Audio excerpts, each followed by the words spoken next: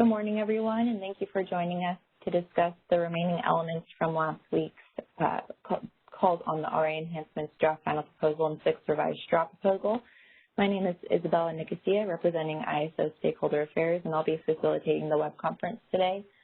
I'm also joined on the line by our two presenters today, Carl Musin and Lauren Carr from Infrastructure and Regulatory Policy, as well as Bridget Sparks, Milos Bozanek, John Gooden, all from Infrastructure and Regulatory Policy, and then Catalin Mixa from Transmission Infrastructure Planning, Abdul Muhammad Ali, and Didi Sabakti from Operations Engineering Services are also on the line.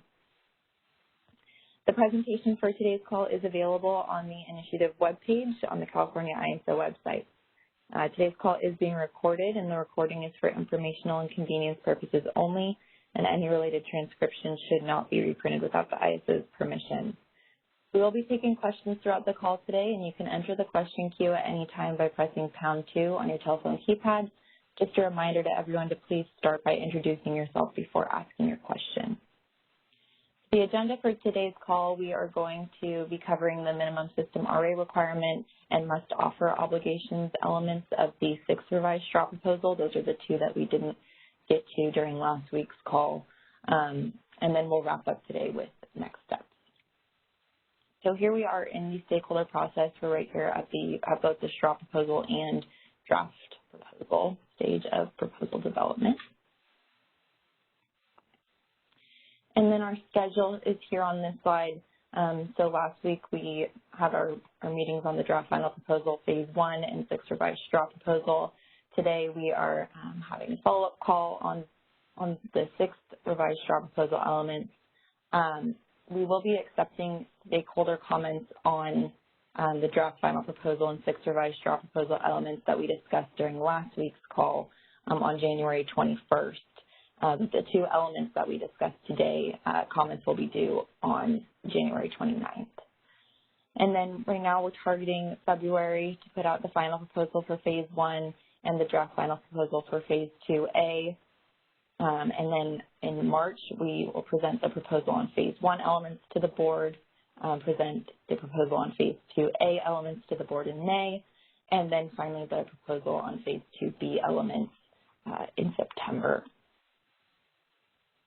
So with that, I will hand it over to Carl, and we'll go ahead and get started on our discussion on minimum system RA requirements. All right. Good morning. Thank you, Isabel. So before we lead into this, I want to, make a couple notes on the presentation, the material itself. We did have a pretty detailed discussion about this item at the last Market Surveillance Committee meeting in early December. Given the timing of when that meeting was relative to when the paper itself posted, the materials and proposals did not change, frankly, really at all based on that discussion. So for those of you that were able to participate in that discussion, I apologize that this will be reviewed.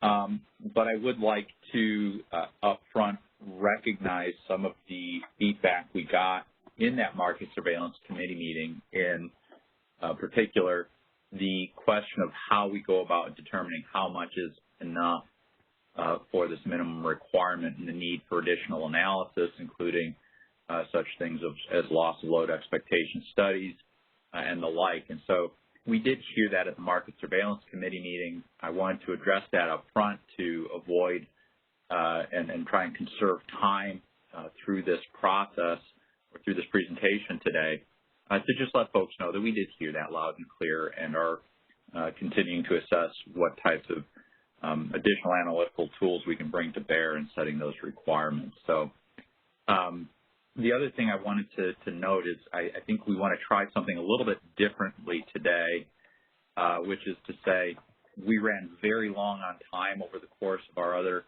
stakeholder meetings. We get it. These are big, meaty, and important topics. But part of what we kind of like to try and do is, to the extent that there's oh yeah, I have that same question or I have that same point, two kind of ideas, we ask that instead of going through the process of getting in the queue and asking the questions, that you can simply put into the chat box that you also have a similar concern with maybe a slightly different twist where we're going to keep those up to stay on top of those with an effort to, again, try and conserve time so that, we're not getting people asking the same question 3 times. Not that it's not important to explain it thoroughly and in multiple different ways, but again, just trying to be cognizant of time as we go through this. So if you can help us out on that, we hope that we'll learn how to expedite some of these stakeholder meetings a little bit better as we continue to do them over the phone. Okay, so now that I've gotten all of that out of the way, let's actually talk about the proposal. So the ISO is proposing that it is necessary to set minimum system RA obligations. What we've observed is some LRAs are setting unusually low planning reserve margins, as well as attempting to use RA credits as a means of meeting their RA obligations. So they show us a credit, say, we've got this credit, maybe not super well defined, and that's how we're going to meet our RA obligation. Now, there are some credits that we get, for example, CAM credits, cost allocation mechanism credits that are very well understood. We know what those are. They're connected to an actual physical facility, and one LSE's credit is another LSE's debit, so those kind of balance out. It's when we might not have them necessarily connected to a physical resource that we start to look at and be a little skeptical about what we're seeing in some of those obligations. So when we set this minimum requirement, really what we're trying to do is to help each LRA and its constituent LSEs bring its fair share to the party. We want to make sure that LRAs are not leaning on some of our larger entities out there simply because they're small and maybe kind of fit in the wiggle room of a margin of error in one LSE's showings. We want to try and mitigate that to the greatest extent possible. And again, that each LRA meets a minimum equitable level of reliability. So again, when we get into system emergencies, our operators are not sitting there going, hey guys, who has the lowest planning reserve margin out there? That's who we're calling first to start shedding load, because that's how we would do it in a world in which different LRAs have different standards, but that's not how it works. In emergency conditions, our operators are looking to get every type of relief we can from the system, and so we want to make sure that everybody's coming in up front before emergency situations happen with their fair share. So when we get this requirement established, we will, consistent with the consistent with the rest of the proposal, the requirements will be expressed in terms of the UCAP/new NQC that we talked about in great depth and detail in our last meeting. Let's go to the next slide. So historically, in California, the planning reserve margin has been used to account for load, reserves, forecast error, and forced outages. And I guess planning reserve, the load is in the forecast. The reserves are 6% of whatever our forecasted peak is. The forecast error accounts for some levels of we know we're wrong. And I'm not talking about that day ahead to real time error. We're doing these forecasts, or the CEC is doing these forecasts well over a year in advance, and inevitably we know they're going to be wrong, even at 1 and 2. And then forced outage rates, where we know resources will be on forced outage at some probability, we just didn't know what. But as we move into the new UCAP version of NQC, we can now start to back out that forced outage rate. We know that that's already accounted for at a probabilistic level. Say resource A is probably going to be out 10% of the time, so we've derated it and we've gotten additional capacity. So we no longer need to include the forced outage rates in the planning reserve margin. So again, we understood some of the concerns of moving to the UCAP version of NQC about what would it mean overall. Well, again, there's a balance between it would come down because we'd take the forced outage rates out of it, but that would be partially counterbalanced by how likely it is certain resources are on forced outage. So we'll continue to coordinate with all the LRAs to the greatest extent possible to make sure that we have alignment between the individual LRAs requirements and what we're talking about here at the ISO. Our goal here is not to circumvent LRA processes or to establish something that is unjust and unreasonable. Our goal is really to maintain a base level of reliability given participation of an LRA in the pool that is the ISO. So again, we'll continue to make sure that we have coordination, which is to say we're looking at minimum levels. We allow for and encourage LRAs to set their own specific levels at whatever threshold they deem appropriate at or above what the ISO proposes here. Next slide, please.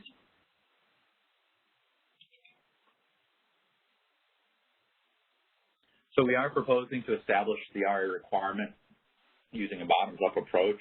Again, this is, I think, where some of the questions came in from the, I got a question on here, can we specify which LRAs are setting unusually low planning reserve margins? And the answer is no. That would be considered confidential information, so we aren't able and we don't think it's prudent to call out LRAs in this forum. They do exist, and so what we are looking for is just to try and put all of them back onto a minimum level playing field to the extent others wish to set requirements higher than this. That's, again, encouraged and permitted, obviously, but we're not here going to specify which LRAs are setting the low reserve margins. Thank you for the question, though.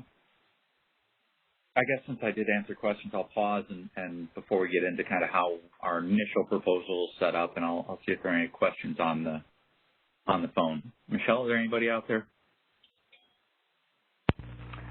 We do have a question on the line. Caller, your line is unmuted. You may ask your question. Hi, this is Susan Schneider, Phoenix Consulting. Can you guys hear me okay? We got you, Susan. Okay. Well, I just have actually a couple of process questions. With respect to, and I appreciate what you're saying about hurrying the discussion along, although I want to also express my appreciation for you guys giving enough time for everybody to be able to speak for the most part in these long, long meetings. With respect to the chat box, is there any way to, for lack of a better term, just publish what, these questions and answers on the chat box just so we have, I mean, once the app closes, you don't have access to it anymore, and some of those would be nice to have. Is that possible? Isabella, I think we can get a copy of that, can't we? Yes, we can get a copy of the chat questions. Okay, that'd be great, and that way we don't lose the detail if people are using that tool while you're trying to follow the rest of everything else. So thank you. I appreciate that. That'd be very helpful.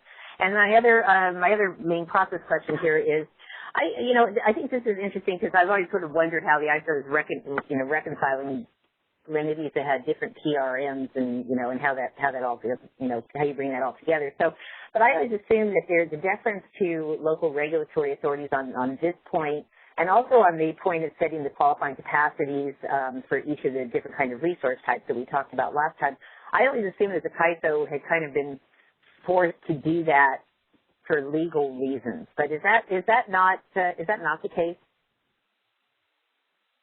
I don't think so. I mean, we've worked collaboratively to establish requirements and be flexible with all LRAs to make it work. I think that you can go back in time to the beginning of Mr. 2 or MRTU, and there was a lot of the discussions about who had primary authority over what aspects of capacity, energy markets, and the like. And I think what we've come to is, A, that's a really complicated question, and B, we've come to a workable solution where it's a general deference with collaboration and coordination. So I don't know that it's a strict legal question or has a strict legal answer. I think it's probably a better way of phrasing that, Susan.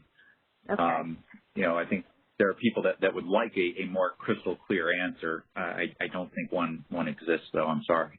Okay. Yeah, I think you'd have to go back further than that to when the RA requirements were first set. But yeah, okay. I just was curious about that. And then my last question is the issue of PRMs being confidential for some entities. It seems like usually that kind of information is out in the open, but really you guys consider that confidential? I think that was my way, Susan, of saying I'm not sure, and when in doubt, don't let it out. So okay. I'd rather have my lawyers tell me that I was wrong and I could have said something than say something and have my lawyers come back and say, you should not have said that. I understand that. But maybe you could ask them, and then if it's allowed for you to release it. That would just, I think people are curious to know what's going on and who might be leaning. And I mean, not to, you're not running into court or anything, but it's interesting information. If you're allowed to release it, it would be interesting to have. I appreciate that, Susan. Okay, that's all my questions. Thanks. All right. You got anybody else on the call, Michelle? There are currently no additional questions on the line. Okay. So, Doug, I see you've got a question in the chat box. I will get to that in a little bit, I think. If I don't, you can feel free to chime in, or I'll try and get an answer down a little bit later in our meeting today. So with that, I'm going to move on. Right now, what we have put out there, nope, we hadn't gotten through slide 8 yet. There we go. What we've put out there as a preliminary proposal is really to start with a bottoms-up approach, trying not to, we recognize that the analytical shortcomings of this, but it is a kind of simple, logical, easy to understand kind of build up from the bottom what we expect we need at a reasonable level approach. So again, we build on a foundation of forecasted peak demand and reserves with the idea that top down, not complicated. Okay.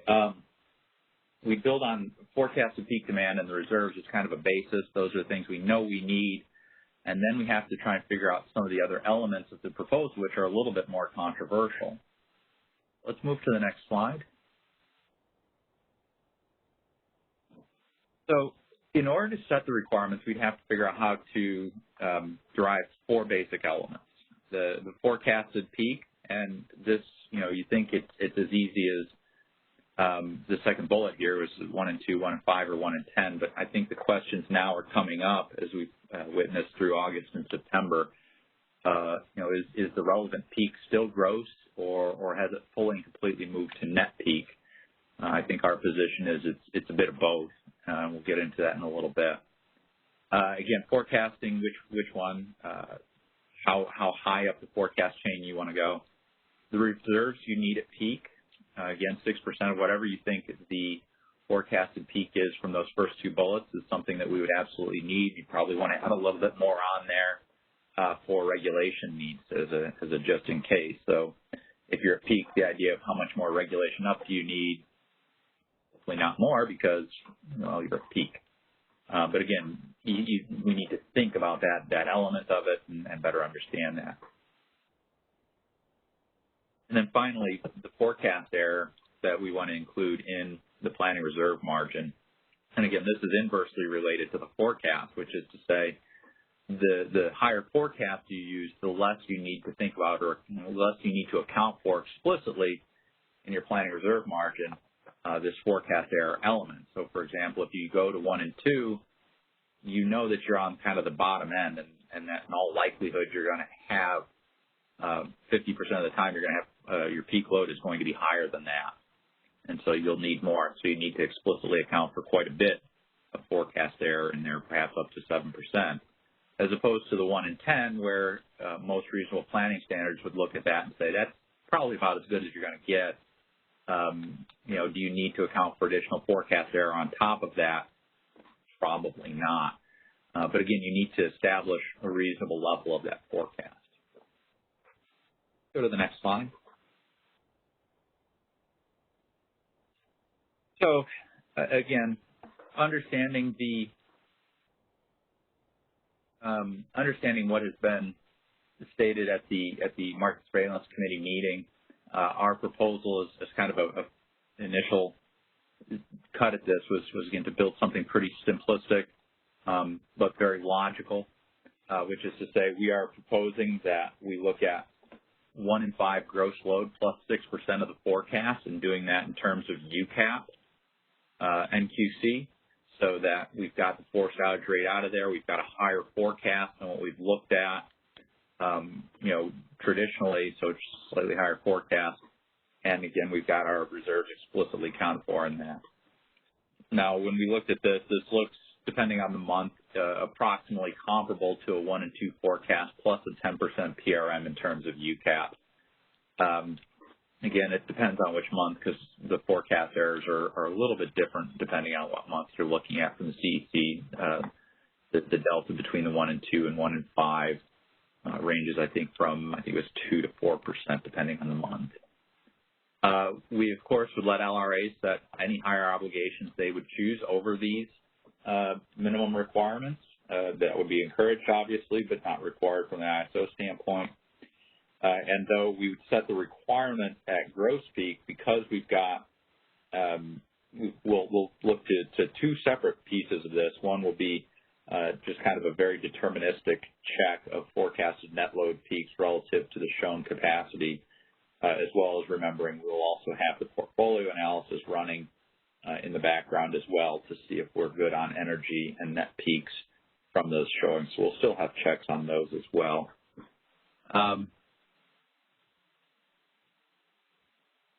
Mary, I'm not fully understanding your question, so if you want to hop in queue and ask that and make some clarifications, I'll try and answer that.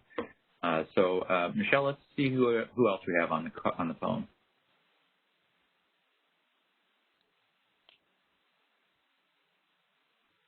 All right, we do have some callers in the queue.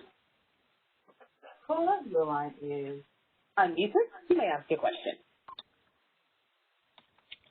Hello, this is Patrick Cunningham of the Public Advocate's Office.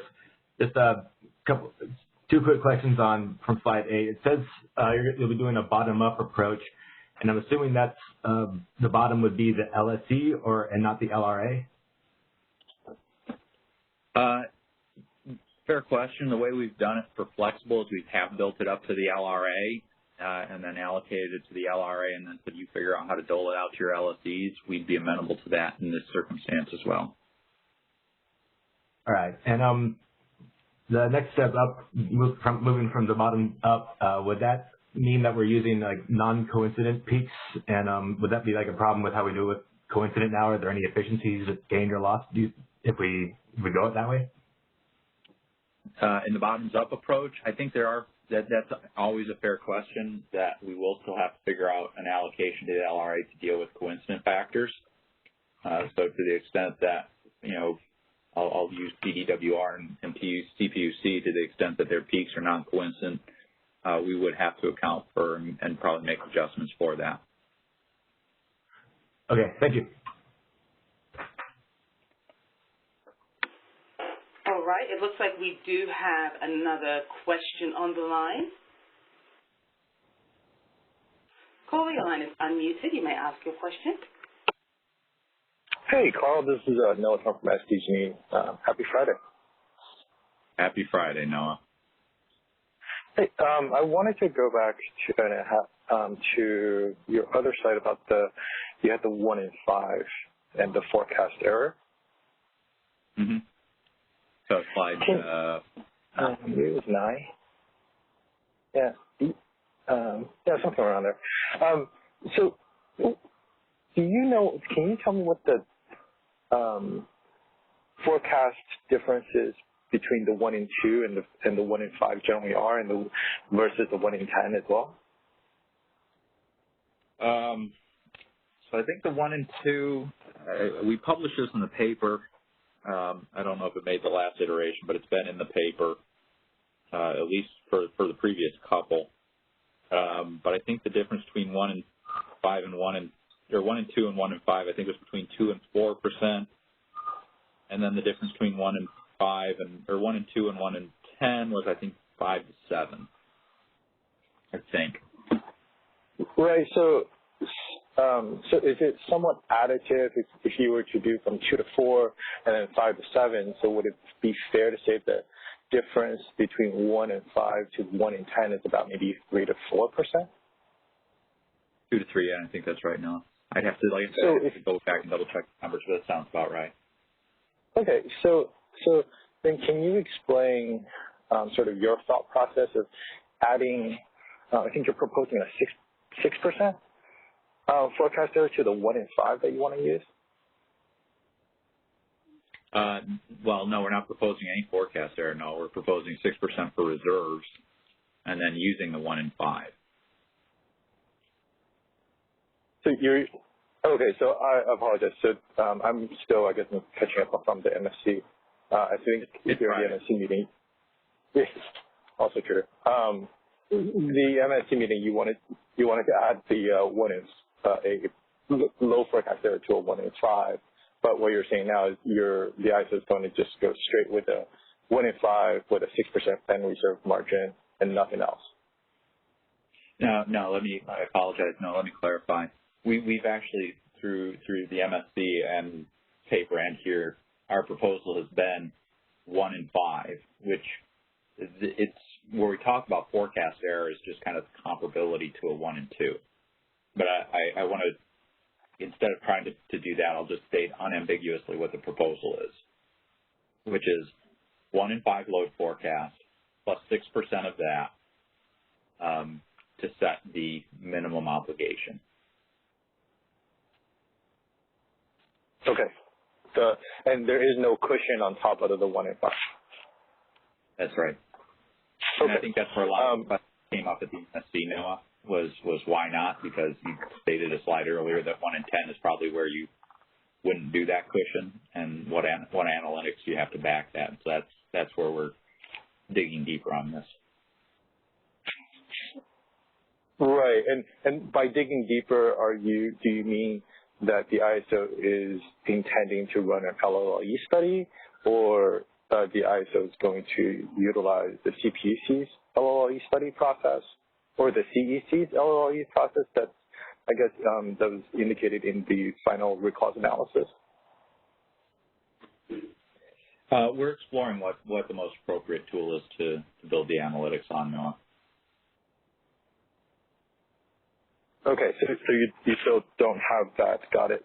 And can you help me if an LRA elects to use a 1 and 2 and its own sort of planning reserve margin, how does the ISO sort of break that down and compare it to its own sort of PRM to ensure that that LRA isn't lower?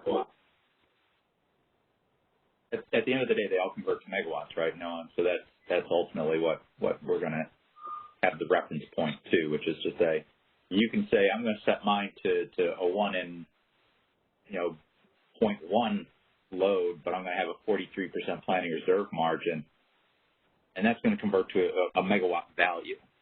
And we're going to say 1 and 5 plus 6%, and that too will convert to a megawatt value. At the end of the day, what you set it at and how you arrive at a number is less relevant than when in this comparison and assessment than the number that comes from that calculation relative to what we proposed here.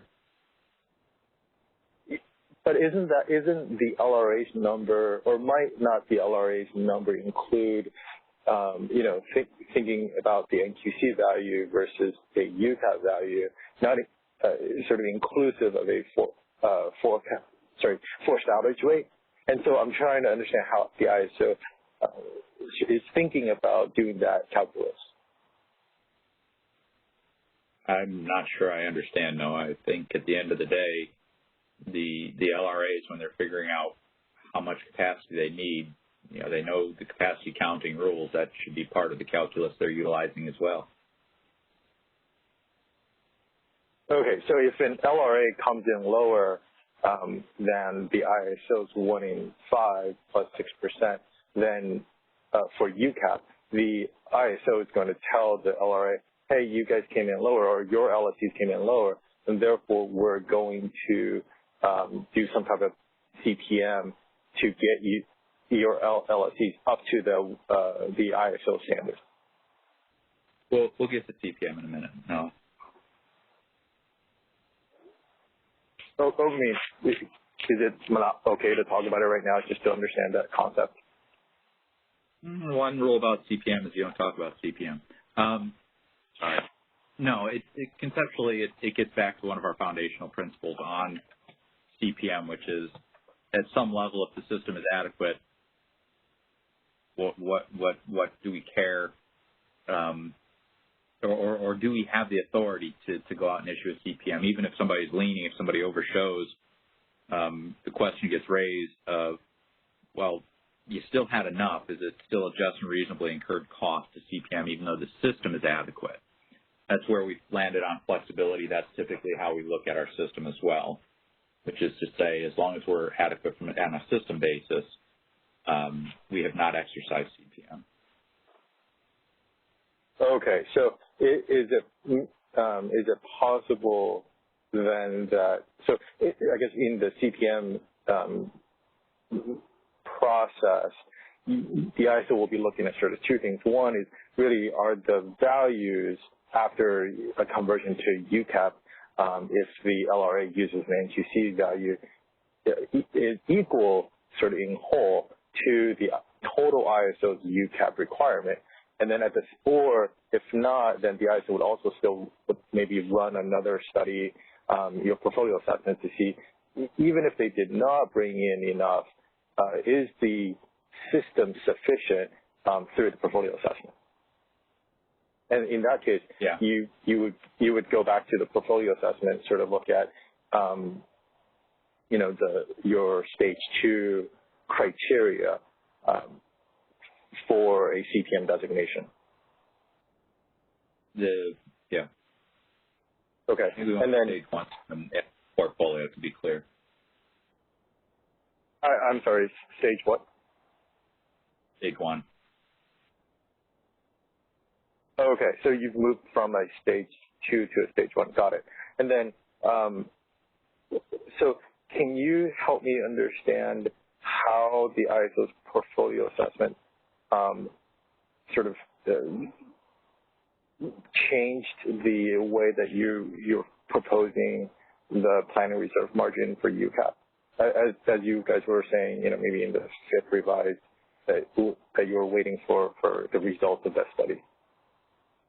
I think, no, this gets to the question that was asked at the MSC, which is when you think about how much you need, part of what we hope to get out of the portfolio assessment was a determination of how much do we need. And what we produced was results that showed the probability that we have insufficient RA.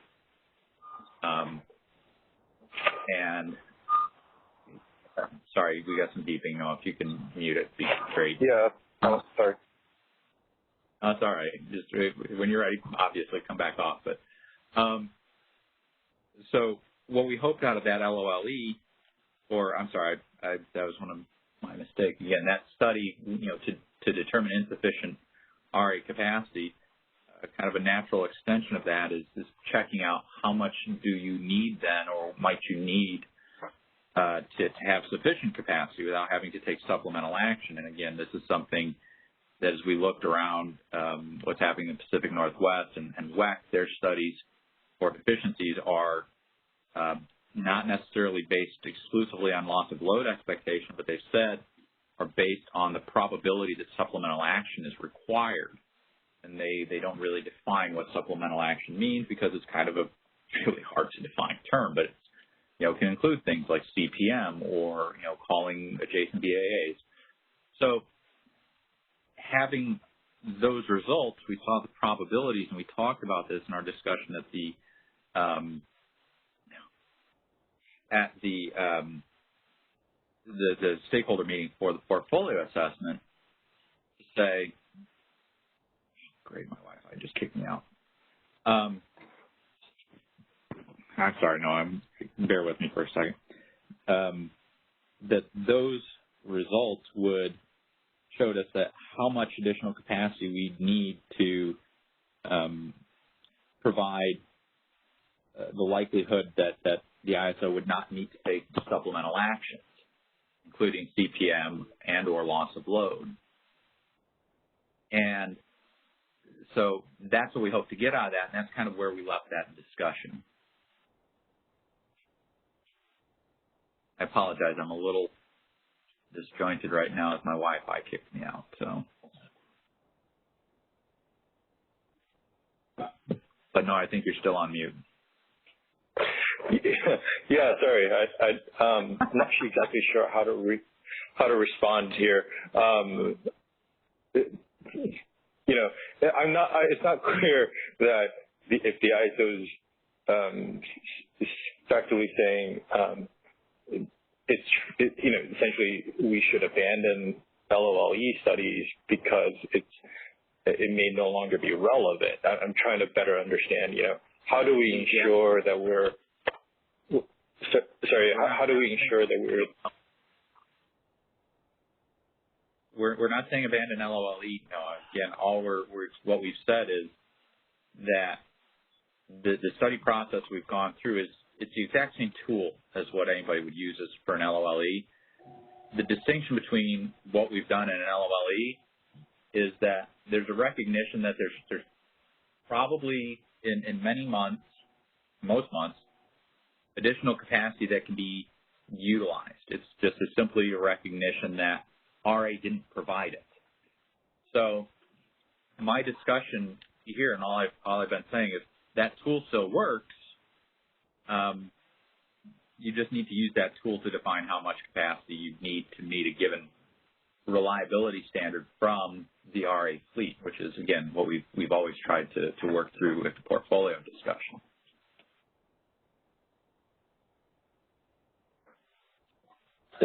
Sorry, yeah, Carl. You know, I guess what San Diego's been trying to get the ISO to sort of benchmark its PRM to the LOE to ensure that the planning reserve margin that that you're shooting for is at 0.1. It is not. Yeah.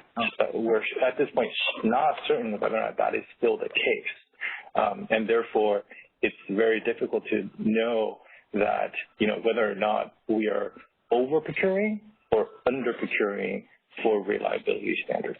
I think we said that at the MSC. We've said that for the last, I don't know, so many years now. So it's really helpful. I know you said that in the very beginning that you've heard loud and clear. I guess I'm going to say it again, you know, what I've been trying to say for the last couple of years. So thanks. So Noah, again, I want to emphasize the results from the portfolio analysis that we had a couple months ago. Those probabilities, like we showed the curve and of, you know, where we fell given the most recent RA showings and the assumptions we used. And it showed that, I think, again, I'm trying to pull these numbers back out of my head. I think we were at about a 4% probability of insufficient RA capacity. And if you follow that curve around to the 0.1% probability, or you follow the vertical axis down 0.1 and follow that all the way out to where that curve is, you'd see it was just quite a large amount of additional capacity would need to be shown in July to meet that 0.1 standard. So we put that out there, but we didn't opine as to whether or not that was the right standard, because again, it's a monthly assessment. It's one of the challenges of the monthly showings requirement. So, you know, how it fits into meeting a 1 in 10 annual LOLE depends on how much weight you put on July versus March. So the information's there. We've not opined about what the right level of probability that RA is deficient is appropriate. We're trying to have that discussion still. So again, I continue to hear you, Noah, and we are continuing to try and push forward to provide more information about what we observe so that we can have the discussion about what is needed and what is the right amount of procurement to avoid, like I said, both over procurement as well as under procurement. Yes, thanks, Carl. I'm just very concerned that, we have one more iteration or what appears to be one more iteration, and after 2 years, we have not figured out what is needed. That's a big problem, certainly in my book. Okay. Well, again, all this stuff has come out. We've got a couple more iterations.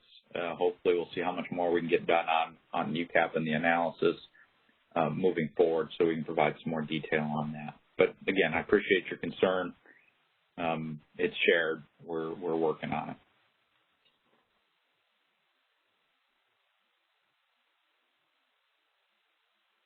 Okay. Michelle, are there any additional questions in the queue? We do have one additional question in the queue. Caller, your line is unmuted. You may ask your question. Hi, Susan Scheider again. This is a fast one, I promise. I was trying to follow the entire discussion there and appreciate the complexities of it, but I guess I just wanted to get down to the one simple question of if an LRA sets the PRM below. I know we're sort of stealing the thunder from the next slide, but if you're the one you haven't done yet. But if the LRA sets the PRM below the minimum threshold, you're going to do a portfolio analysis before you do a CPM designation, or you will simply do the CPM designation to get the missing, quote unquote, missing capacity? We'll have to identify a system deficiency before we exercise CPM authority, Susan. Okay, great. Thanks. I just wanted to get that clarification. I appreciate it. That's all I've got. Okay, so Peter's got a question about how our approach be adjusted for LLE. I hope that we've answered that question through this discussion, Peter, which is to say once we establish the threshold for what the probability of RA deficiency, that the RA showings are not adequate and supplemental actions are taken, then we can adjust this accordingly, if it's too high or too low. But again, the LLE analysis will hopefully feed into, let me rephrase that. The LLE analysis will feed into how we do the analysis.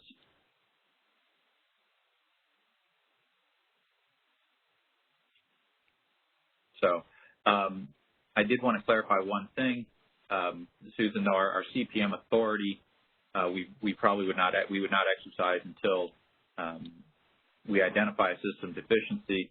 The idea of an individual deficiency is based on what the planning reserve margin is or what the required procurement is. So that's going to go especially into how costs get allocated if CPMs occur.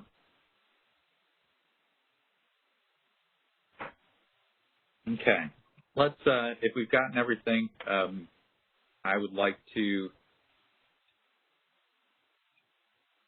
move on to the next slide if we could.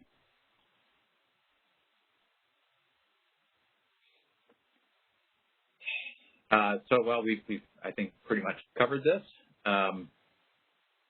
So we would backstop to the overall system showings are deficient to meet the requirements. LRAs that set their threshold to exceed the minimum requirement, but requirements should not fall below the level we put forward for this threshold. If an LRA sets the PRM below that threshold, we will, and we designate CPM capacity, the shortfall will go to the deficient LRAs, which is to say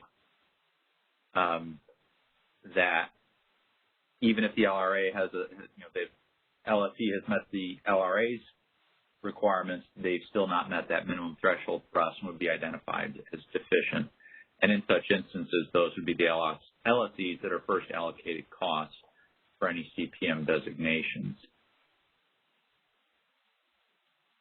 Okay. I think that sums it up for this section. Are there any final questions? I mean, we have by and large covered the CPM stuff, so I'm hoping that we're good here. And we did not hear from Mary. I apologize. I'll try and go back to that question and check it out and give you an answer in the chat box.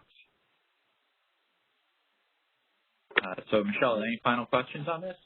We do have a question that popped into the queue. Yes, I get to continue by asking. Caller, your line is unmuted. You may go ahead. Hi, Carl. This is Peter Griffiths from PG&E, and I just had a quick question about sort of the process. I mean, it sounds like you're going to be doing it bottoms up on this type of analysis, and I guess as a result of that, will you be publishing the LRA requirements on an LRA basis, or are you thinking that that's, again, you indicated earlier that you thought the LRA's TRMs were confidential, so I'm just wondering how you're thinking about that and whether that would be part of what would be published or made public from this type of analysis. Fair question, Peter. I'll have to assess that, and when we have results published, we'll break them out as detailed as possible. I think that's probably not a wholly satisfactory answer, but I get the question, and we'll try and provide the greatest detail we can while maintaining confidentiality. Okay. Thank you. All right. Sorry, I can't give you a better one now. All right.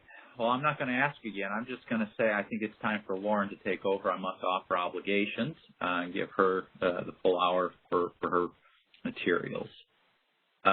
So, like I said, if there are any final questions for me, feel free to put them in the chat box. I will take the time to go through and answer those presently. So thank you very much for all your input. Okay, great. Thanks, Carl. And good morning, everyone. This is Lauren Carr. And we're going to finish up our workshops today talking about must-offer obligations and bid insertion modifications. So going into this next slide here, this is something I think folks have seen quite a bit already, but it's just showing the overall picture of where we are headed with the RA Enhancements Initiative, the Day-Ahead Market Enhancements Initiative, as well as EDAM. So if we look at under forward capacity procurement, the CAISO has its resource adequacy program, and those resources have must-offer obligations. Today, those are into both the day-ahead and the real-time market. The focus of this initiative in RA enhancements really is to make modifications and clarifications to the day-ahead must-offer obligations for RA resources. And then under the day-ahead market enhancements initiative, we'll transition from a must-offer obligation that is based on RA status and instead transition that over to a real-time must-offer obligation that's based on day-ahead awards with the introduction of imbalance reserves and reliability capacity. So as folks probably know, the day-ahead market enhancements policy development process is on hold for the time being to focus efforts on summer 2021 readiness. However, we are still coordinating between this effort in RA enhancements and the Day-Ahead Market Enhancements Initiative since they are closely linked. So we'll continue to do that as we move forward with RA enhancements, but keep in mind that some of these things will need to continue to be closely coordinated between RA and Day-Ahead Market Enhancements once that initiative picks back up. So let's go ahead and go to the next slide, please. So we'll start by kind of going over what must-offer obligations will look like under the UCAP construct. Today, as I mentioned, RA resources are obligated to bid their shown RA capacity into the CAISO market under the must-offer obligation. And this will continue under RA enhancements, and the must-offer obligation into the day-ahead market will be set at the resources shown deliverable QC value as opposed to the UCAP value. So, for example, if a resource is shown for 100 megawatts of deliverable QC with a 20% forced outage rate, meaning it's providing 80 megawatts of UCAP or NQC, the resources must-offer obligation would be for that full 100 megawatts into the market when the resource is not on outage. And the reason why we're proposing this is because this essentially allows us to transition from the forced outage substitution that we're currently working with today to the UCAP construct where forced outage substitution is essentially provided up front through the UCAP value, and then rather than having to provide substitution when on forced outage, resources will bid in their deliverable QC, assuming some portion of the resources in the RA fleet won't be available to do that since they're on outage. So as I mentioned, this will allow the CAISO to eliminate forced outage substitution in favor of the UCAP proposal.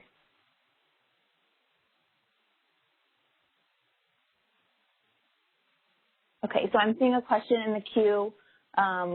Will Cyber auto-calculate the must-offer for bid insertion if supply plans are in UCAP? So we will still have bid insertion under the UCAP proposal. It will be at the DQC value. Supply plans, if supply plans are in UCAP. So it will still be at the DQC because we'll have both those values known, the deliverable QC and the UCAP value. So we'll be able to insert bids at the DQC.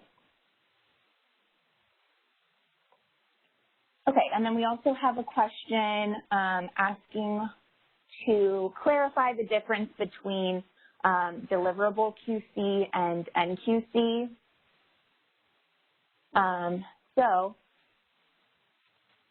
just to review a little bit from what we talked about last time, under the UCAP paradigm, deliverable QC is essentially taking the place of what NQC is today.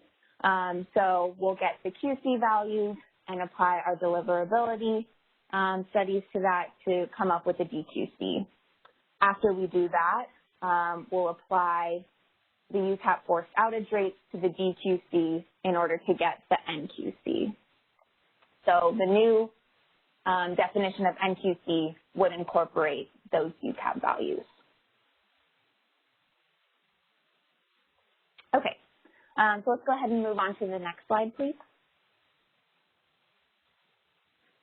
So here we go into the day-ahead must-offer obligation. Under this RA enhancements proposal, we're proposing modifications to the must-offer obligations into the day-ahead market only.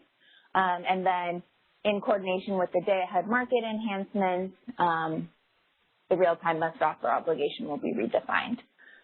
So to simplify and clarify must-offer obligations, the CAISO is proposing a standard must-offer obligation that would apply to all RA resources unless specified by the CAISO.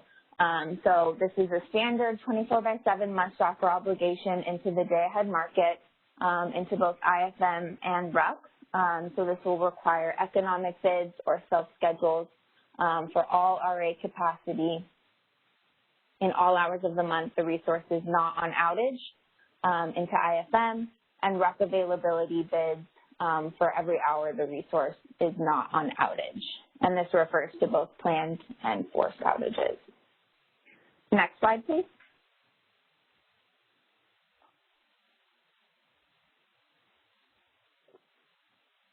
Okay. Let's go ahead and see if we have any questions on the phone. We do have a question on the line. Caller, your line is unmuted. You may ask your question. Oh, hi, Susan Schneider, Phoenix Consulting.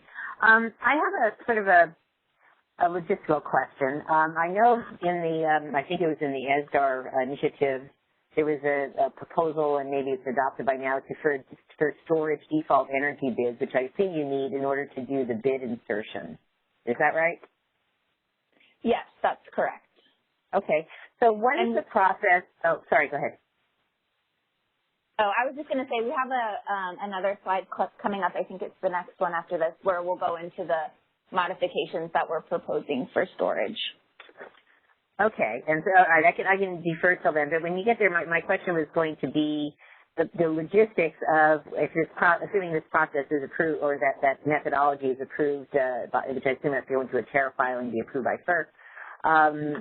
The process you will use to establish those default energy bids and when, versus when this would go into effect. Okay, yeah, so we can cover that more when we get to the next slide. Okay, thanks. Appreciate it. You're welcome.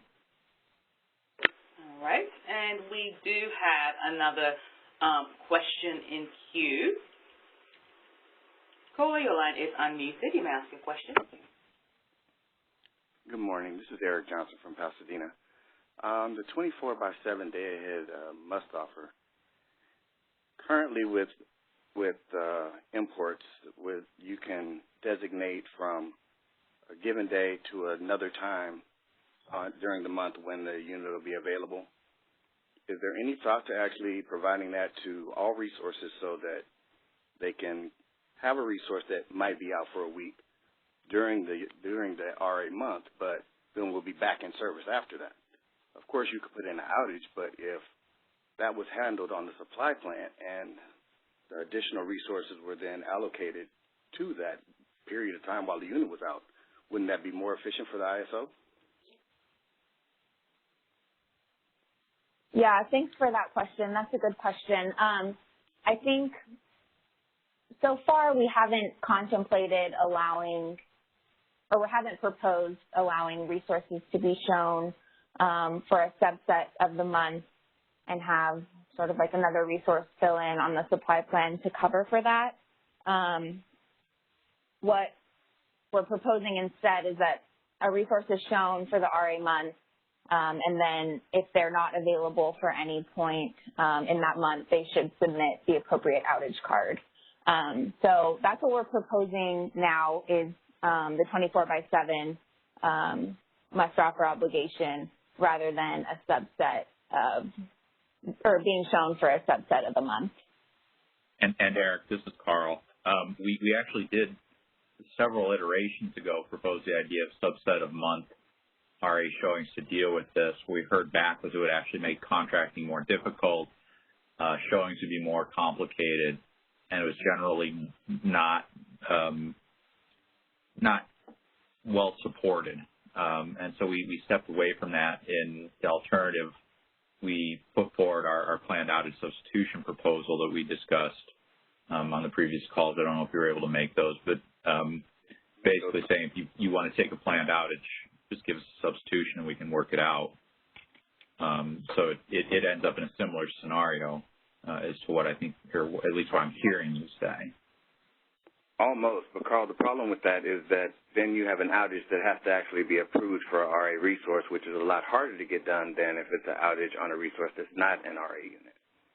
If I've moved it away. As long as the substitution comes through, Eric, it should be pretty reasonable. Our expectation is that it'll be pretty reasonable.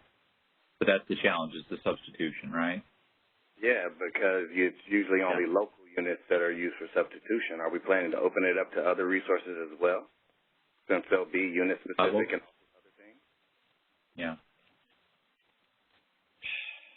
Local creates some challenges, but again, we provide other opportunities to take those planned outages as off-peak and opportunity outages. But I understand your concern here. I was just thinking that it'd be easier for us to tailor our offerings than it would be for the ISO to have to accommodate someone as they go through the month.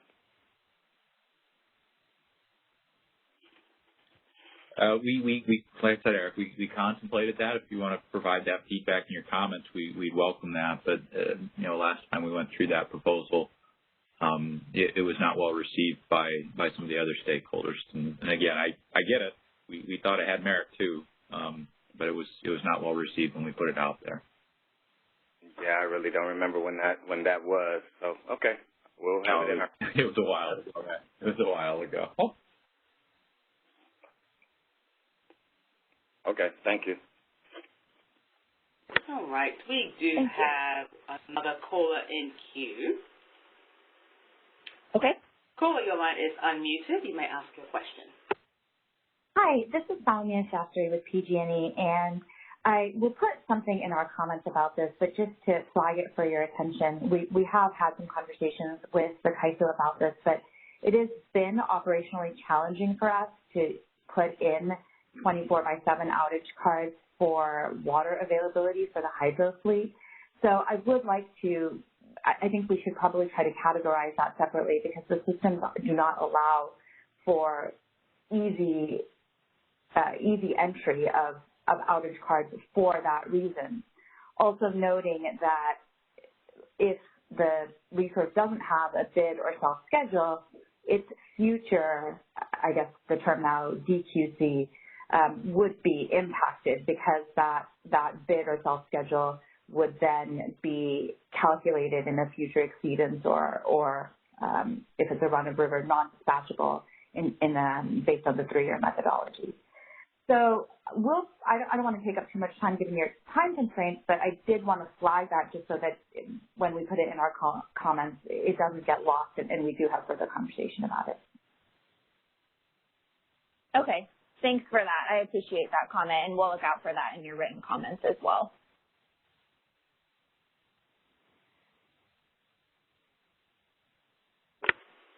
All right. It looks like we do have another question in the queue. Caller, your line is unmuted. You may ask your question.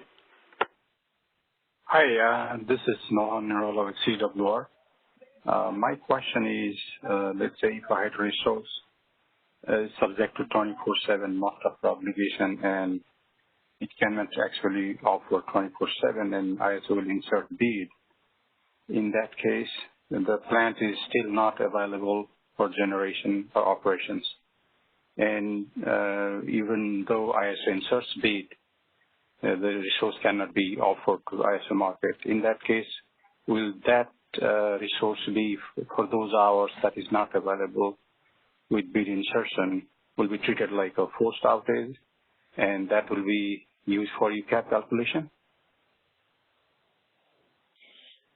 So in order to, if a resource is not available and the resource submits an outage, the CAISO would not insert a bid during that period of time. So for this proposal, I think what we're going for is the resource should submit an outage if it's not available in order to ensure that we don't insert a bid for them. And this should hopefully give us better ability to track outages for UCAP purposes, as well as identify when the resource isn't available.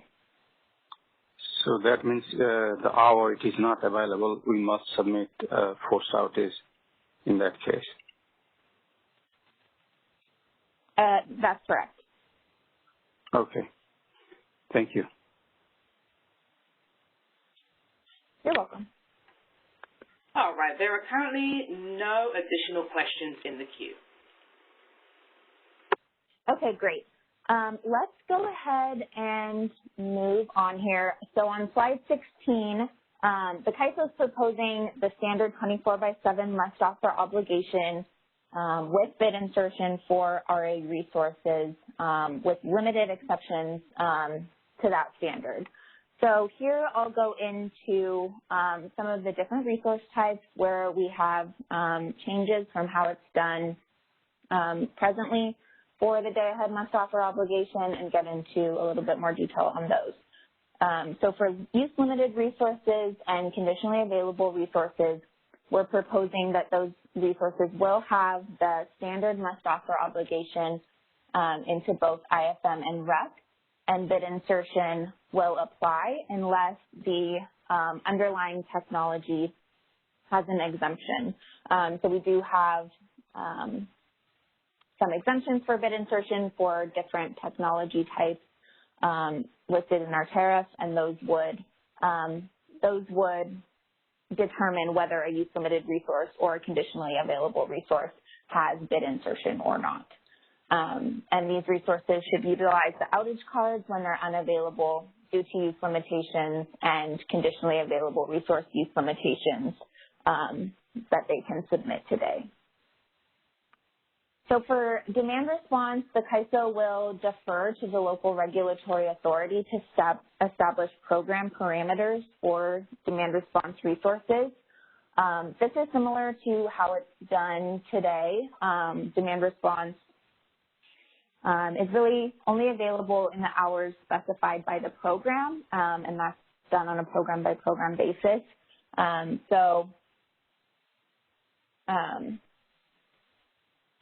So, for example, some demand response programs are available 24/7.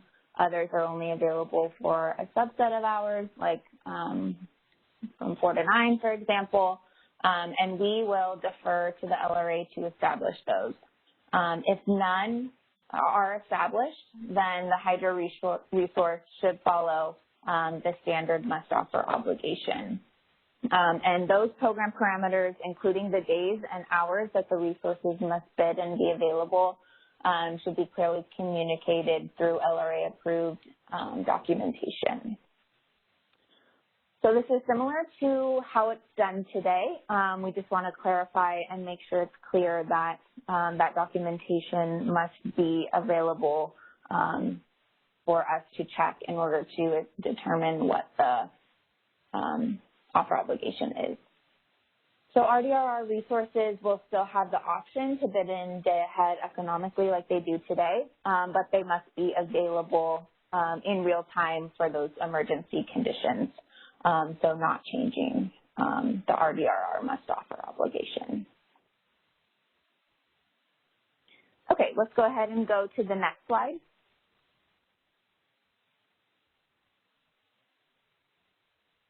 Now we'll get into the non-generator resource must offer obligation for day ahead. NGRs, including battery storage and hybrid resources with a battery component, must reflect both the charge and discharge capabilities in their day ahead bids. NGRs with bid insertion or with a default energy bid will receive bid insertion. To answer Susan's question from earlier, the storage step is proposed in ESDR 4, and that is going in place in fall of 2021. So bid insertion will apply at that time when this energy storage step is implemented. Battery storage will not be able to set their end-of-hour state of charge parameter in a way that prevents them from meeting their day-ahead schedule. This is something that we've added to the proposal in this iteration over any impacts to UCAP from submitting end-of-hour state of charge. In the previous iteration, we incorporated this into the UCAP value of the resource, but instead of putting any impacts to UCAP on the end-of-hour state of charge, instead what we plan to do for the must offer is state that battery storage can't submit end-of-hour state of charge in a way that prevents them from meeting any day-ahead schedules that they receive. NGRs must register as non-regulation energy management in order to provide local and system RA. This is currently a rule for flexible RA, but not for local and system. So that's something that we're looking to change here and require NGRs to be non-REM. And then lastly, hybrid resources will be required to bid their full expected capabilities, both their charge and discharge capabilities into the day-ahead market, and any unavailability can be reflected through outages or through the dynamic limit tool as described in the hybrid resource policy.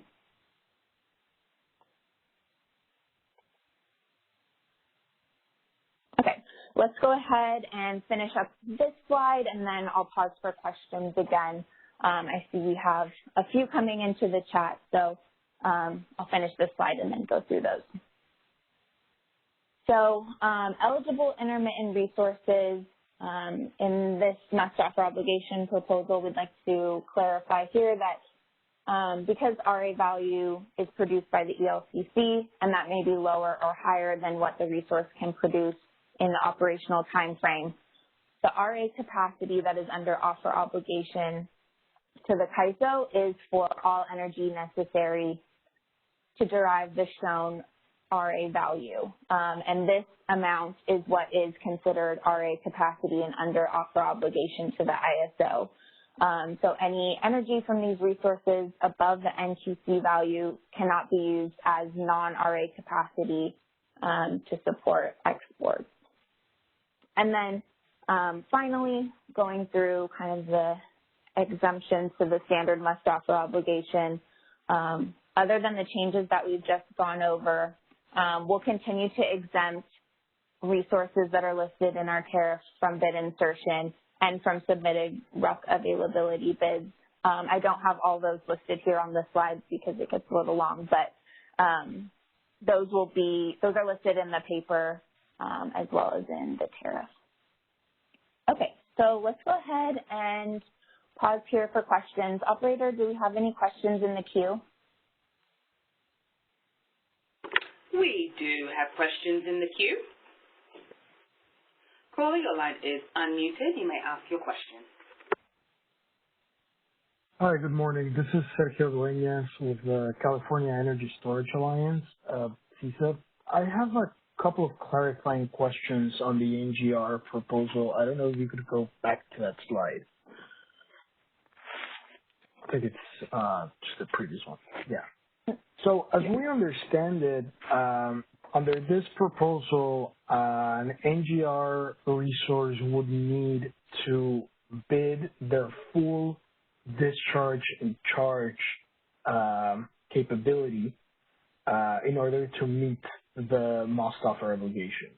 And if they don't do so, then if the hours where they failed to do so are counted into the UCAP methodology, that means that potentially they could have an impact in their NQC. NQC in this sentence being equal to UCAP. Am I correct in this interpretation? Yeah, that's correct. So in the day-ahead market, they should bid their full charge and discharge capabilities if they're available. Okay. So I was wondering if you have considered how this would sort of affect WDAT interconnected resources. And I ask this because there is a significant amount of battery storage projects that are already operating and that are under construction in SE's territory. And these projects actually receive a charging schedule based on N-1 criteria for when they can charge. So these projects are limited by the system, by the point in which they have interconnected into how they can charge at different points in time. If this proposal were to apply equally to them, this would systematically degrade their value. And it's really the case where we're treating quite differently resources that are in the transmission level and in the distribution level. So I was wondering if you had any thoughts about that, if you had considered the impacts for those types of resources, and what sort of proposal do you see moving forward?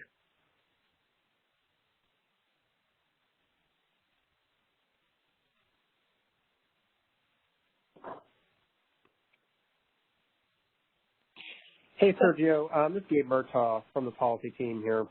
Yeah, we've heard about, WDAT interconnections, and we've heard about, other kinds of contracts that storage resources are signing that may prohibit them from, operating during certain times of the day.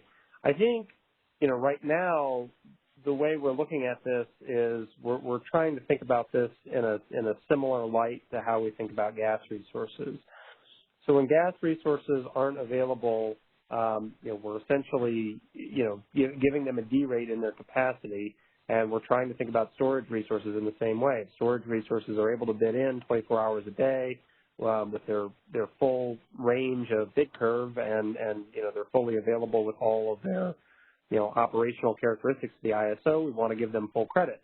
To the extent that we see resources today, and this is how we're envisioning this policy looking, that aren't available or can't be available during specific hours, and those hours happen to be in the UCAP assessment hours, that's when we're assessing the penalties. And it's not just for storage resources. This is for storage resources or for traditional 24/7 resources. So we really are trying to treat storage the same as we treat other resources in this case. So thanks for the answer. I appreciate that. So what I'm hearing basically is that if a resource for reasons outside its control, and actually the composition of the system and the way that the contractor visualizes the risks in that system, cannot charge during particular times, and those times happen to be UCAP hours, basically that will definitely trigger a reduction in its UCAP level, even though this has nothing to do with the physical ability of the resource or the availability that it could, restrictions that have been a priori placed on it. Yeah, I think that's, I think more or less we're saying the same thing. To the extent that there are contractual obligations that were signed that limit what economically limit what a resource is capable of, and these are not, actually physical characteristics of the resource. Yeah, we see that as limiting the amount of capability that they're able to provide us, and we think that those kinds of that kind of unavailability should be subject to UCAP if you're not bidding into the market. I understand the position. I just want to communicate sort of our concern, and basically this would require WDAT interconnected storage to change the way that they have service, moving them to dual service, which would increase costs dramatically, and that would really be a non-starter for hundreds of megawatts that are planned to provide local reliability. So I think this proposal, even though I understand the reasoning behind treating all sorts of resources similarly, could really hinder the plans of resources that are already being built and that are trying to move forward to cure local deficiencies that we see now. Yeah. So I'd sort of urge the team to think about this case. When I was reading the proposal, I thought, well, maybe, of course, you guys have maybe been focusing on transmission interconnected resources, and they make the vast majority of the resources. But this is not an edge case, really. This does represent a lot of risk, particularly in SEUs and other IOUs haven't really contracted under this format. So this is something that we'll include in our comments, and thanks for the clarification. Yeah, we'd appreciate that, and we'd like to continue the dialogue on this too. And I mean, specifically, we'd like to think about, the resources that we're planning to get on the grid in the next few years, and how we can sort of make these resources work for us as best as possible and make sure we maintain reliability. But let's continue this conversation. Okay. Thank you, Kate. Yeah, thanks, Sergio. All right, we're moving to the next question in the queue.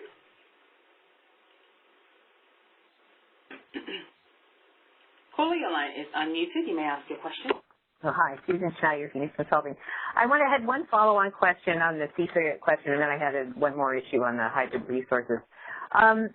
If Edison, and I've had a lot of questions also about this particular issue and a lot of concerns recently. So if there's a limitation on the distribution system, and I'm assuming that's why SCE would issue these charging schedules or charging limitations, wouldn't the ISO pick that up in its optimization, say in the day-ahead market?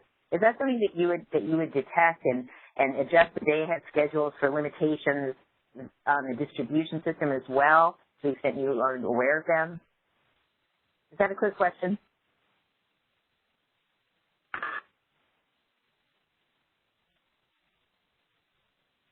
Hey, Susan, yeah, go ahead, Lauren. Go ahead. Gabe, you go ahead. Oh, I was going to say that I might not actually be the best person at the ISO to ask that. I think, to the extent that we have information about, distribution level outages, yes, that would be incorporated in our in our market model.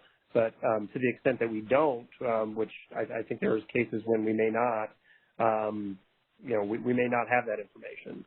So I think, there's probably other people here who are better suited to answer that question. Yeah, because it does seem like, the UDCOAs that the ISO has with the UDCs there's a lot of provisions there on exchanging information, and it does seem like if a dispatch instruction isn't feasible, for example, because there's a limitation on the distribution system, that would be something that you would want to know and have incorporated in your system as part of your relationship with these UDCs, right? Oh, sorry, I got that back.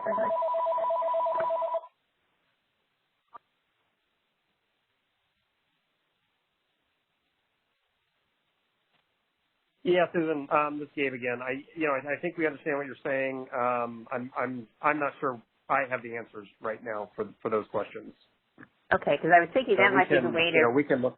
Go ahead. Sorry, I didn't mean to interrupt. Oh, I was just going to say we can look into those and follow back up with you though. Okay, well, and I think for everybody, because this is a huge, I'm getting sort of inundated by these concerns the last few days, so I think you're going to hear a lot more about it.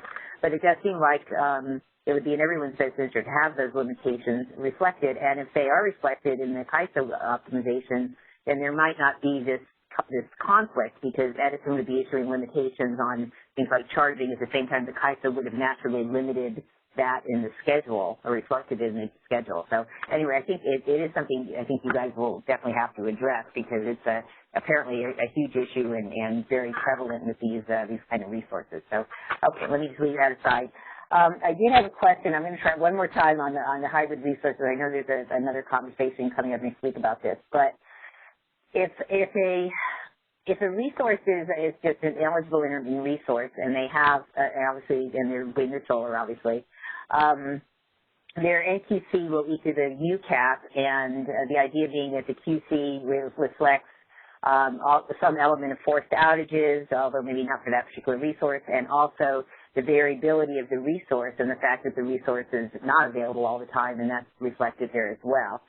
But it seems like once you have a hybrid resource, and let's say the hybrid resource is putting aside the issue of charging of the storage element by the variable resource element, just the natural variability of the variable resource element. First of all, you're starting with the ELCC value when you're calculating the QC and NQC for this resource, and the natural variability of the variable portion is going to be reported in the dynamic limit tool and then treated as a forced outage on top of the QC value already reflecting that, right? I mean, that's the proposal, right?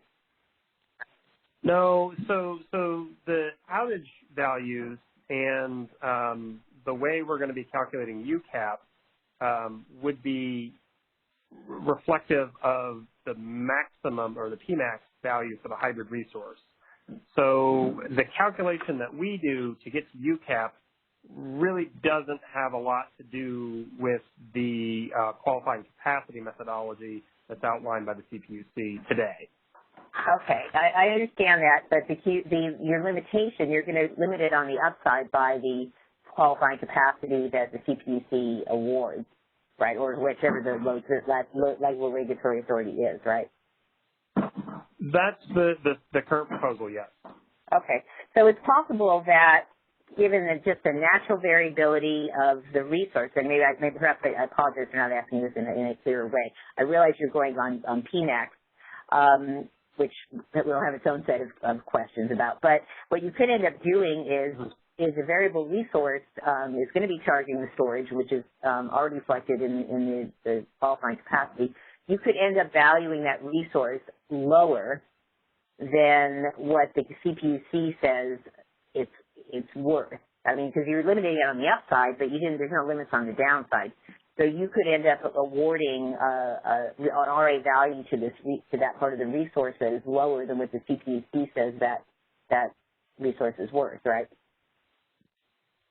Yeah, I think some of the data that Bridget presented a couple days ago did show that, during some of the times, the values that we would estimate, that we would calculate for hybrid resources, could potentially be less than the qualifying capacity value that's currently calculated by the CPUC.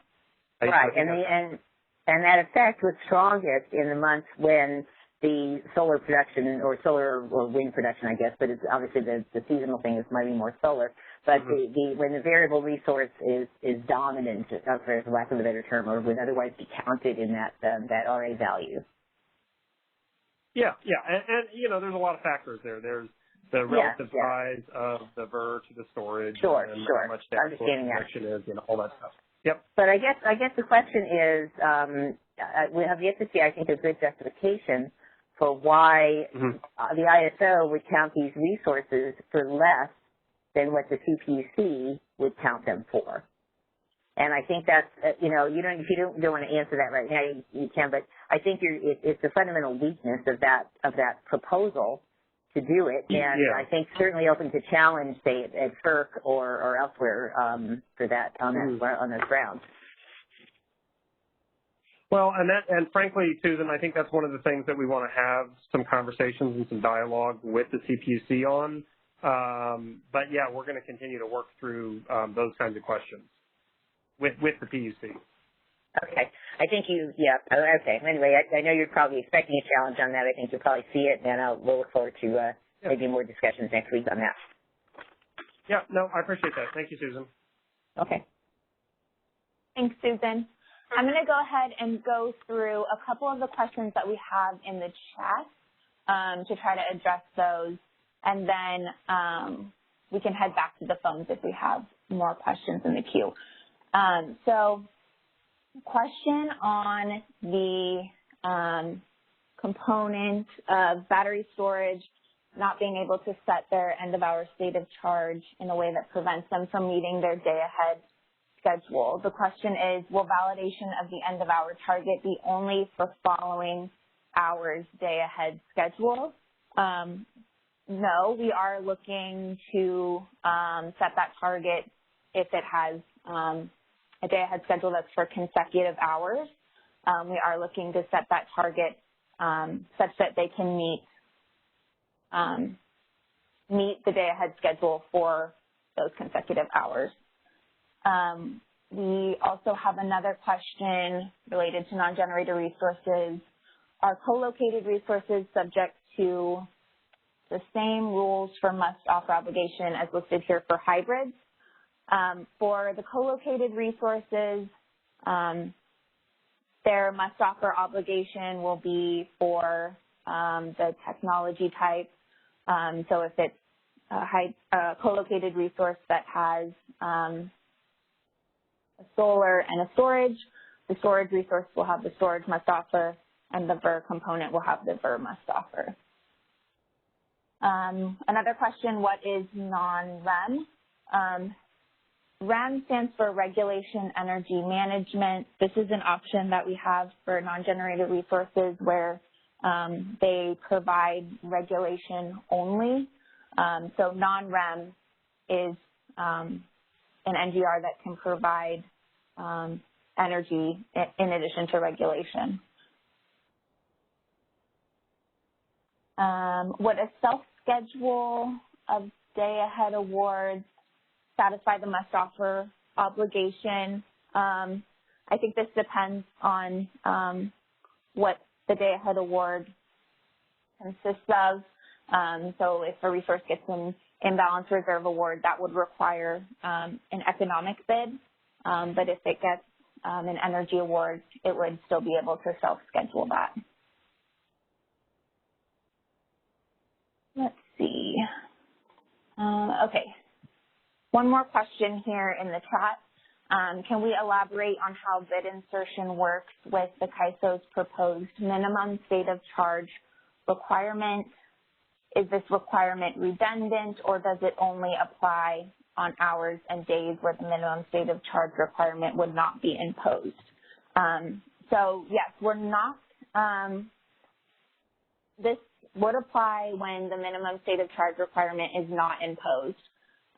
So we're not looking to apply this in a way that would conflict with any minimum state of charge requirements that we set on a resource, but this would be in place for the other hours when the minimum state of charge requirement is not in place. And this is for to ensure that resources can meet their day-ahead schedule and not submit an end-of-hour state of charge that conflicts with that. Okay, so that looks like all the questions we have in the chat at this time. Do we have any more questions on the phone line? There are currently no additional questions in queue. Okay, great. Let's go ahead and move on to the next slide, please. Okay, so here we get into a little bit of the interconnections between resource adequacy and the day-ahead market enhancements proposal. This slide is not new for folks, but resources providing system and local resource adequacy will be required to bid or self-schedule for energy and bid or self-provide ancillary services into the day-ahead market. Additionally, they'll be required to economically bid for reliability and corrective capacity for any portion that's not self-scheduled for energy or ancillary services once the day-ahead market enhancements initiative is in place. And resources providing system and local resource adequacy will not be required to bid for imbalance reserves. This is a product that is specific just to flexible RA. So here we're just defining the must offer obligations for system and local, not flexible in this piece. So flexible will be required to bid imbalance reserves, but for system and local it will be optional. Let's go ahead and move on to the next slide, please. So I believe this is the last slide that I have for today. This is kind of just going over the transition for real-time bidding obligations from what we have today for system and local through the day-ahead market enhancements and through the day-ahead market enhancements transition to EDAM. So in RA year 2022, RA imports will have a real-time must-offer obligation. This is something that Milosh went over in our meeting last week. Currently, RA imports don't have a real-time must-offer obligation if they don't receive a day-ahead award. We're proposing that starting in RA year 2022, in order to make RA imports must offer more comparable to internal generation. During this time, RA imports will also have a real-time must offer obligation. Then in RA year 2023, the RA enhancements day-ahead must offer obligations and bid insertion modifications will go into place, and the day-ahead market enhancements will be implemented. So we'll have those new capacity products to meet uncertainty between day-ahead and real-time. However, we are proposing a transition period between when DAME is implemented and the start of the year for EIM onboarding. This is something that will that we're proposing, the transition period, but we'll continue to refine that as needed through the DAME initiative. But what this transition period entails is that existing real-time must-offer obligations for RA resources will remain through the transition period, and during this time, RA resources will bid zero for imbalance reserves and reliability capacity, and they'll have a real-time must-offer obligation even if they're not awarded in day-ahead. After the day-ahead market enhancements transition period, which again I mentioned we're proposing for that to end at the start of the calendar year for EIM onboarding, resources that are awarded in the day-ahead market will have a real-time move up to their day-ahead award, and RA resources, like we proposed before, should still be available for exceptional dispatch after the day-ahead market, whether or not they receive a day-ahead award, and if they're not available, they should submit an outage. But basically, the real-time must offer obligation will transition from a resources RA status to whether or not they have a day-ahead award. So that is kind of an overall look of how we're envisioning these must offer obligation changes going into place.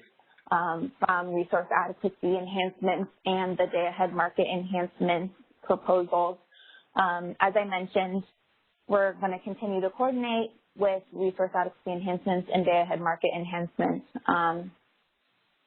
as that policy moves, but this is where we are at this point in time. So I believe that is my last slide. So let's go ahead and open it up one more time to see if we have any questions on the phone. All right, we do have questions on the line. Caller, your line is unmuted. You may ask your question. Yeah, hi, Susan Schneider, Phoenix Consulting. I had a question on page 19, where there's a reference to corrective capacity. And I know you're looking at imbalance reserves and reliability capacity, I think, are the two products in the day-ahead market enhancement, but can you just explain what you meant by corrective capacity? Sure, yeah. So that's a good question. Corrective capacity is something that we proposed in the contingency modeling enhancements initiative. It's not something that we've implemented yet, but in DAME and RA enhancements, we included it here in the case that when it is implemented, resources will have to submit bids for those, but it's not something that we have an implementation target for at this time. So really when we're thinking about DAME, it's imbalance reserves and reliability capacity. Corrective capacity came from a different initiative, but in the event that that does get implemented, that will be something that resources will bid for as well. Okay, and well, I won't waste your time asking about what that is because I just haven't been involved in the other initiative. But so the different, all the different services that you guys are connecting from each of these different initiatives, it would be good at some point to put them all in one place.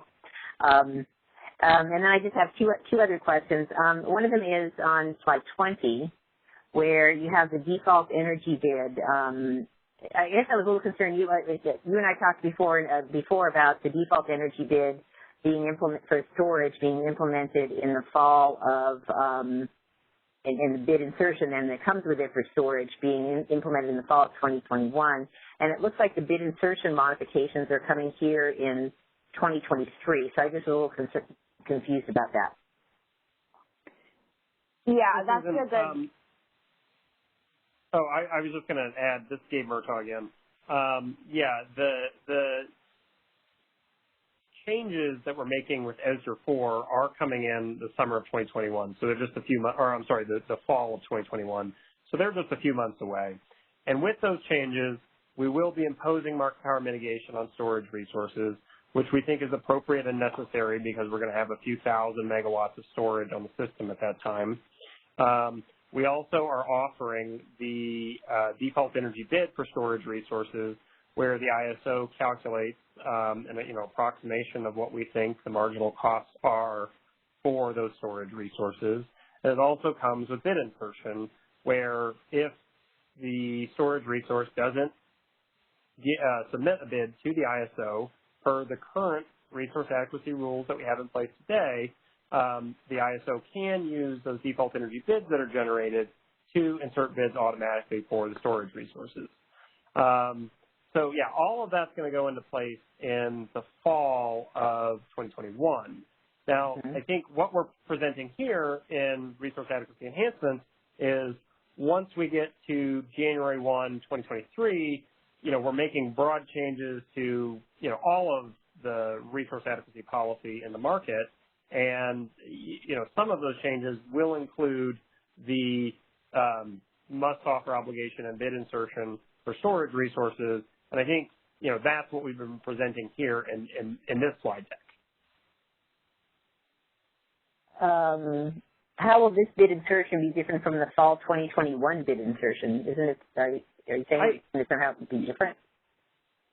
I don't think we're anticipating very many differences. The storage? Yeah, correct, yeah.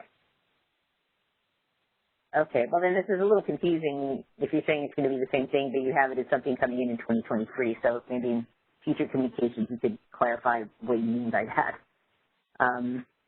Okay, and then I have one more question. When we, at the very beginning, and I apologize for not asking it, there was where you had the chart that said which stage are we at, and it had draft final proposal, and then it also had business specifications in there. And I was wondering, are you going to be issuing draft business specifications at some point, or when that might be? Yeah, that is something that we are working on, drafting the business requirements for the elements that are in the draft final proposal phase. And I know we do publish a document with those. I don't have a timeline for when that might be, and I don't think we have our PMO folks on the line for the call today. But that's something that we can follow up on, and it is something that we're working on internally right now. And I know we do post a public version of those as part of this process. So, yeah. Okay, and when might we see the draft tariff language, which is, I know, supposed to come in before the board meeting?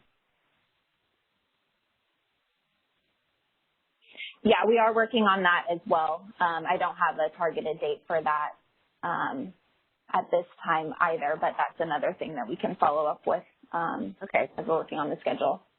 Okay, I'm expecting that it will be fairly extensive for that, and so I'm assuming that hopefully, I would think it means that, of course, you have to put more work into it, and it's harder to do, but if there's any way to avoid releasing it like 4 days before the board meeting, it would be helpful to see in time to actually look at it. Yeah, thanks, Susan. We agree okay. that would be, that's what we're shooting for. And again, we'll be drafting those. We're focused right now on the things that are going to the board in March. So the things that are on the draft final, that are in the draft final proposal stage. Well, that makes sense. But yeah, but it's the same thing for each of these meetings. It's just I'm not sure there's a minimum time that you have before the board meeting when they're released, but the more complicated and lengthy they are, it's not good to have 40 pages of tariff language released, 5 days before the board meeting or something, with the weekend in between. So anyway, do what you can. Appreciate it. It's not done easy. Thanks, Susan. All right, we are moving to the next question in the queue. Paul, your line is unmuted. You may ask your question.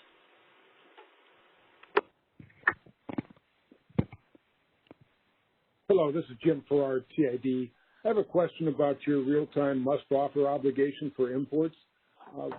If that's coming out of a larger unit, there very well could be startup requirements.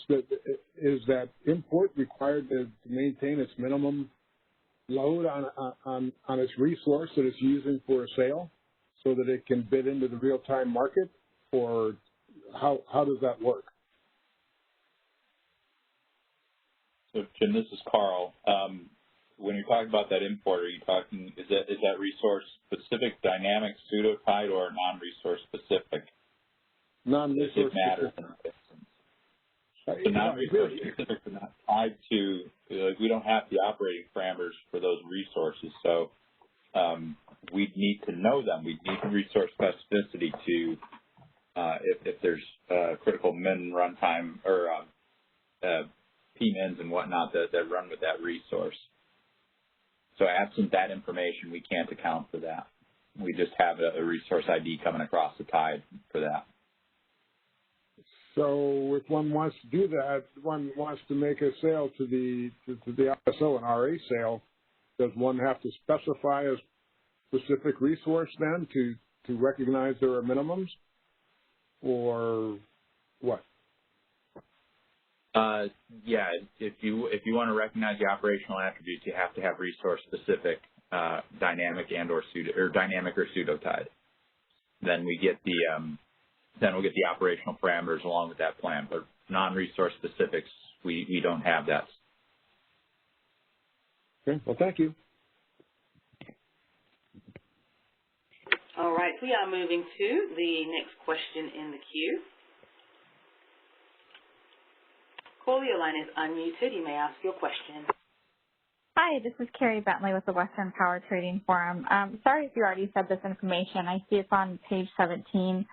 Will the end of our state of charge be filed with the final draft tariff, or is that still in ESDR 4? The end of our state of charge parameter is within ESDR 4. These must offer obligation rules that we're going over today are within, that are related to ensuring the state of charge isn't set so they can't meet their day ahead award. That's something that we're proposing in this initiative in RA enhancements. Okay, and then, sorry again, I've lost track of this. Has ESDR 4 already gone, is that already in tariff development and approved and going to FERC, or where are they relationally in time? Yeah, so ESDR 4 has already been approved by the board. We're in tariff development, and we're targeting implementation fall of 2021. But will it be filed ahead of the RA? Yeah. Yeah. Okay, thank you. All right, we are moving to the next question in the queue. Caller, your line is unmuted. You may ask your question. Hi, Lauren. This is Weizhou from LSE.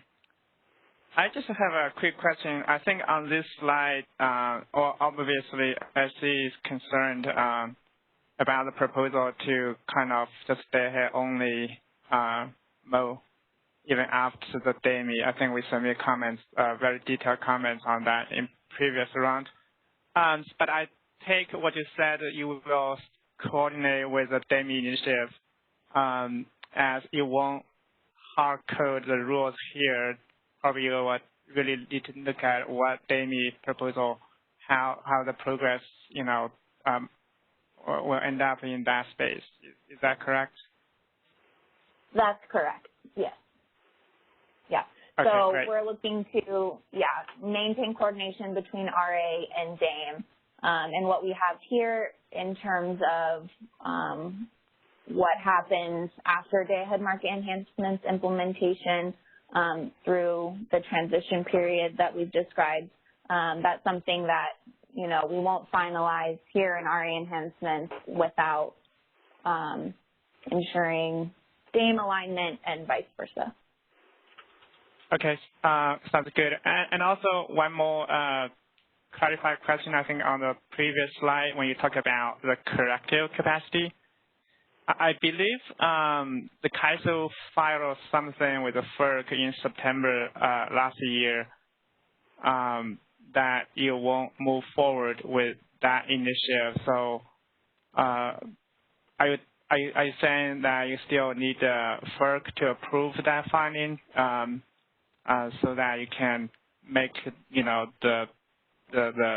it's consistent with what's happening there? No, so we don't have a planned implementation for that proposal. We're not planning on moving forward with it at this time. This is something that we did have in the last iteration of the RA and DAME in terms of having to bid, but in the event we aren't implementing that initiative, we'll remove that piece from this proposal. Okay, thank you. Sounds good. All right, we are moving to the next question in the queue. Caller, your line is unmuted. You may ask your question. Hi, this is Mohan Nirola at CWR. I have a question on slide number 19 here, which is right here. So resources will be required to offer reliability capacity and corrective capacity. I believe not all the resources can do that. For example, participating load. Currently, the model that is used may not be able to accommodate reliability capacity and corrective capacity. And we have commented in the past as well, so I just want to bring it in attention, how the resource can do this. Yeah, thanks. So we did receive those comments, and yeah, we understand that those currently bid in day ahead by providing non-spin, I think it is, and we're not proposing a change to that. So they would still continue to do that under this proposal. However, if another resource type that is eligible to provide reliability capacity, they should be bidding for that product. So we don't have it in the slides, but I think it is included in the paper. We're not proposing on changing how participating load is bidding today. Okay. Thank you for that clarification. You're welcome. All right. We are moving to the next question in the queue. Caller, your line is unmuted. You may ask your question. Hi, this is Doug Bochignone from Flynn Resources, Resource Consultant for CAISO CA. On slide 18, I think that's the eligible intermittent resources slide. The second sub-bullet of the first bullet about offering I guess it's both those bullets, offering the full capability. Is that the forecasted capability, assuming 100% of the resources was used to set the FCC? Yeah. So the way eligible intermittent resources offer today is they offer their forecasted amount in real time, and we're not proposing to change that. So I think for day ahead, it's optional for them to offer, but then in real time, they offer their forecasted amount to fulfill their must offer. And is the second bullet, what you're trying to get at there is just, it's not limited to the RA value on this non-RA export issue? You're saying that full capability is what allowed the RA to be, the ELCC to be set. Yeah, correct. So the ELCC, we get that one number, but the actual capability of the resource can be higher or lower, and that's what feeds in to set the ELCC, that RA value. So that's what we're saying is under offer obligation for the CAISO, because that's what informs the ELCC. Okay, and then for the previous slide on the NGRs, when it's a hybrid resource, are you you talked about the storage charge and discharge capability. Are you gonna take into consideration the VER component when you're setting the must offer obligation? Yeah, so I think for hybrids, what we're expecting is for them to bid their full capability, and that includes both the charge and discharge for the storage as well as the availability from the VER that's available to the CAISO, and any unavailability should be reflected through either outages or the dynamic limit tool, whichever one's appropriate. Okay, and so if those resources have grid charging restrictions, like ITC restrictions, they'll still be able to reflect that in their bids, right? They could say, I'm capable of generating my full VER forecast, but I want to put X megawatts into storage. So unless the price is above a certain level, if the price is below a certain level, I'm not going to put it onto the grid. It's going to go in storage. If it's above, it'll be generated. Right? That preference can be expressed in the bid without having to resort to a dynamic limit tool. Does that make sense? Yeah. Hey, Doug. This is Gabe. Yeah, you're exactly correct. To the extent that resources want to opt to have, charging below some price, which would effectively to the ISO look like a reduction in the amount of energy that was flowing onto the grid, that's completely fine, and that isn't considered by us a reduction in availability. It's when you say, hey, look, I have 100 megawatt resource or something that's being modeled as a 100 megawatt resource, and I'm only allowing the ISO ever to dispatch that resource up to 50 megawatts. That's when we're, that's when we want to apply a reduction to the UCAP. If a resource just says, hey, look, I don't want to give you that last 50 megawatts from 50 megawatts up to 100 megawatts unless prices are over 200, that's fine. Put that in your bid curve, and the ISO optimization will consider that, and that's still considered making the full range of your resource available. Okay, great. And then on the charge side, I guess my question, if you have these recharging restrictions, so, so you only want to be charged from the on-site resource, and I think that, if you had bids that said, don't put any energy into this unless the price is at the price floor, that doesn't give them full protection, right? So, they could say, put in, effectively, I'm going to charge from my own resource as much as I can. But if it's an absolute prohibition, would they have to reflect that as a zero? I can't charge, or yeah. I mean, if it's a prohibition to us, that's similar to an outage, and that's the sort of we would much prefer to see that bid at negative 150 than to see no bid curve there at all, because the negative 150, you're exactly right, we could occasionally dispatch that if we really got ourselves into a bind and we needed to. Obviously, it wouldn't happen very often, but it could happen. So I think that's why you're seeing this policy shaped the way it is. But if they had a bid that says if it's you could structure your bid so that if the price is above negative 150, you'd be charging. You wouldn't be selling from the VER. You'd be charging up to the full capability, and then you're okay. But if you just absolutely have a prohibition, that's when you get into trouble. Yeah, exactly. Yep. All right. I want to think a little bit more about this, but I appreciate the response.